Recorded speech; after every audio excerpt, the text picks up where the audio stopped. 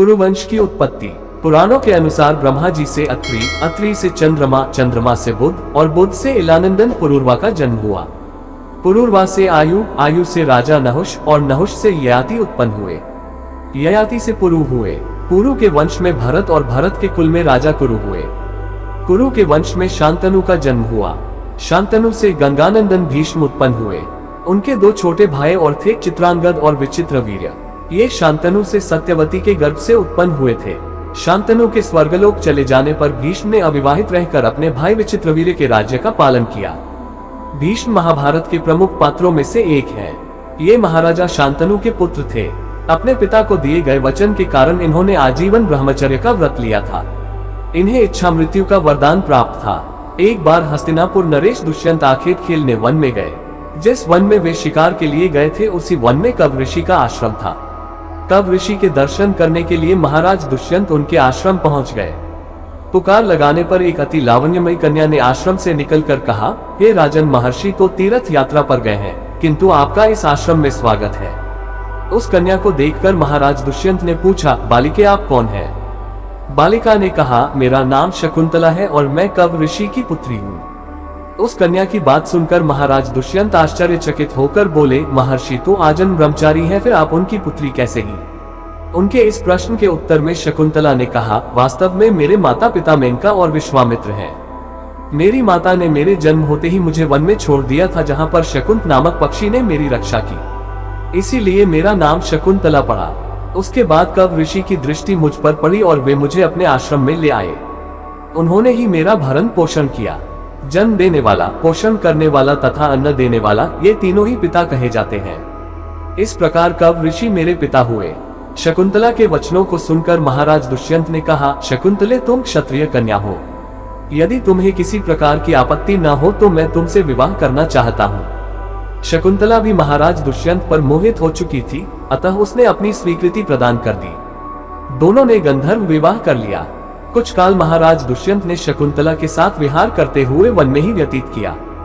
फिर एक दिन वे शकुंतला से बोले, प्रियतमे, मुझे अब अपना राजकार्य देखने के लिए हस्तिनापुर प्रस्थान करना होगा।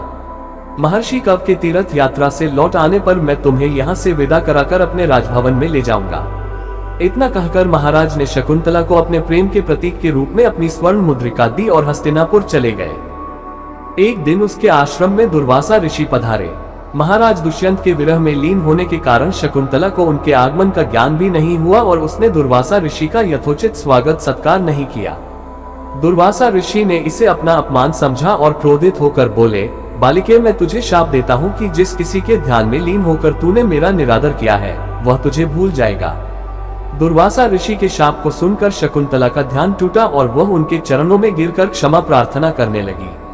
शकुंतला के क्षमा प्रार्थना से द्रवित होकर दुर्वासा ऋषि ने कहा, अच्छा, यदि तेरे पास उसका कोई प्रेम चिन्ह होगा तो उस चिन्ह को देख उसे तेरी स्मृति हो आएगी। महाराज दुष्यंत से विवाह से शकुंतला गर्भवती हो गई थी। कुछ काल पश्चात कव ऋषि तीर्थ यात्रा से लौटे तब शकुंतला ने उन्हें महाराज दुष्यंत के साथ अपने गंधर्व विवाह के विषय में बताया। इस पर महर्षि कव ने कहा, पुत्री, विवाहित कन्या का पिता के घर में रहना उचित नहीं है।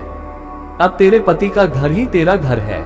इतना कहकर महर्षि ने शकुंतला को अपने शिष्यों के साथ हस्तिनापुर भिजवा दिया। मार्ग में एक सरोवर में आचमन करते समय महाराज दुष्यंत की दी हुई शकुंतला की अंगूठी, जो कि प्रेम चिन्ह थी, सरोवर में ही गिर गई। उस अंगूठी को एक मछली निगल गई। महाराज दुष्यंत के पास पहुंचकर कव ऋषि के शिष्यों ने शकुंतला को उनके सामने खड़ी करके कहा, महाराज, शकुंतला आपकी पत्नी है, आप इसे स्वीकार करें।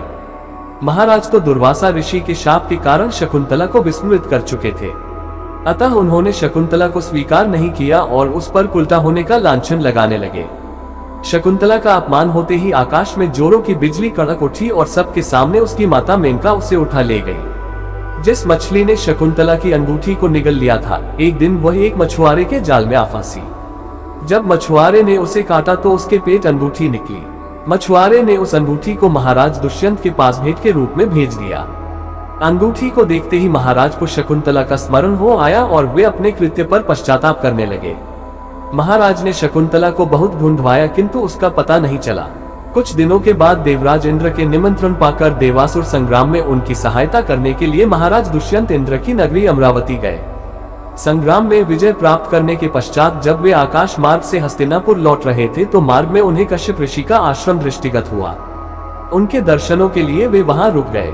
आश्रम में एक सुंदर बालक एक भयंकर सिंह के साथ खेल रहा था। मेनका ने शकुंतला को कश्यप ऋषि के पास लाकर छोड़ा था तथा वह बालक शकुंतला का ही पुत्र था। उस बालक को देखकर महाराज के हृदय में प्रेम की भावना उमड़ पड़ी।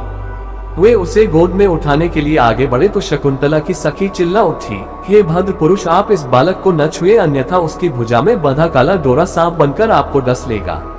यह सुनकर भी दुष्यंत स्वयं को न रोक सके और बालक को अपने गोद में उठा लिया।